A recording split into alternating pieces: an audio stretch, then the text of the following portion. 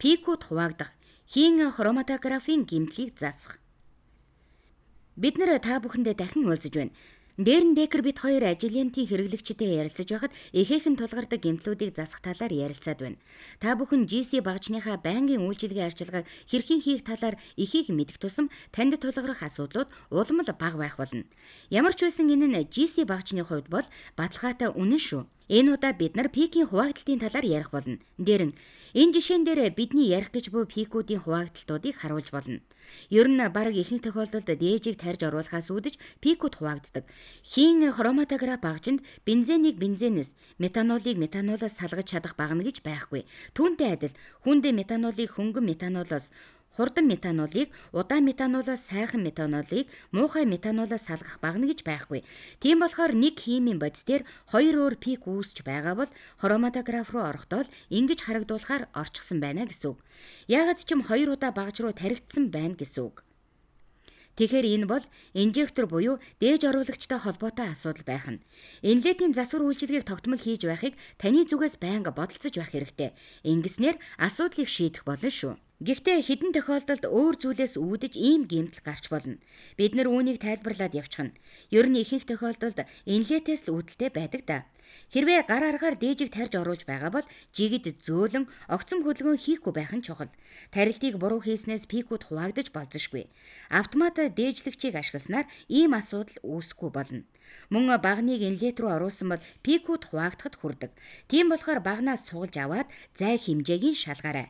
Багнын инлет рүү зөв суулгах тухай танилцуулгыг энэ линкээс аваарай. Дээжний хандлтыг хийхдээ ашигласан уусгагч бодис нь дээжийг шингэлсэн бодисноос ондоо байгаа тохиолдолд пикүүдийн хуваагдалт гарч ирж болно. Ялангуяа энэ нь спилетлес буюу үл хуваагдах тарилтын үе харагддаг. Ийм асуудал нь ашигласан хоёр өөр уусгагчийн буцлах температурт болон туйлт чанарууд хоорондоо зөрүү ихтэй байх тусмаа бүрч их ажиглагддаг. Энэ тохиолдолд аль болох нэг төрлийн уусгагчийг ашиглах, эсвэл баригдалтын хоосон зай буюу retention gap-ийг ашиглахыг зөвлөнө. Мөн үл хуваагдах горимын үед шууд багна руу тарьж оруулахад дээж нь сайн төвлөрч чадаагүй бол пикүүд хуваагддаг. Энэ тохиолдолд температурыг тохируулах эсвэл retention gap-ийг хэрэглэх хэрэгтэй. Зарим тохиолдолд пикүүдийн хуваагдалт нь зөвхөн нэг химийн бодисын асуудал биш байдаг. Тухайн химийн бодисын задралын дүнд үүссэн байдаг. Энэ тохиолдолд пикийн хэмжээ илүү өргөссөн хэлбэртэй эсвэл сүүлтэй пик үүсгэх байдлаар харагддаг. Дахиад л хэлэхэд хэрвээ өмнө нь ийм асуудал тулгарч байгаагүй бол инлетийн үйлчилгээгээр энэ асуудлыг засч болно. Хэрв ямар нэг асуудал болоод инлетийн нөхцлүүд, температур, урсгал зэрэг үзүүлэлтүүд өөрчлөгдсөнөөс болоод тухайн химийн нэгдлийг задрахад хүргэсэн байж болзошгүй. Тийм болохоор инлетийн өмнөх нөхцөлийг буцааж хэвэнд нь оруулснаар энэ асуудлыг шийднэ. Одоо би ялангуяа сүүлд илүүтээр гарч ирж байгаа пикүүд дээр хуваагдалт явагдаад байгааг харж байна. Ихэнх тохиолдолд ууршилтын асуудлаас болж ийм байдал үүсдэг. Өөрөөр хэлбэл дамжуулах шугам, детекторын суур зэрэг хааны газарт байх ёстой хэмжээнд хүртэл халж чадаагүй байна. Тийм болохоор тухайн химийн нэгдлүүд хийн төлөвөөсөө бууж эхэлдэг. Энэ үед температурыг сайн шалгавал энэ асуудал шийдэгдэнэ. За ингээд бид нэр пикүүд хуваагдах шалтгаан, тэдгээрийн гэмтлийг засах талаар ярилцлаа.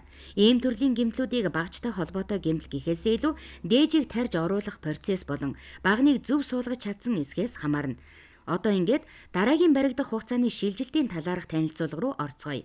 Энэ төрлийн гэмтлийн шалтгааныг тодорхойлоход харин нэлээд төвөгтэй байдаг юм.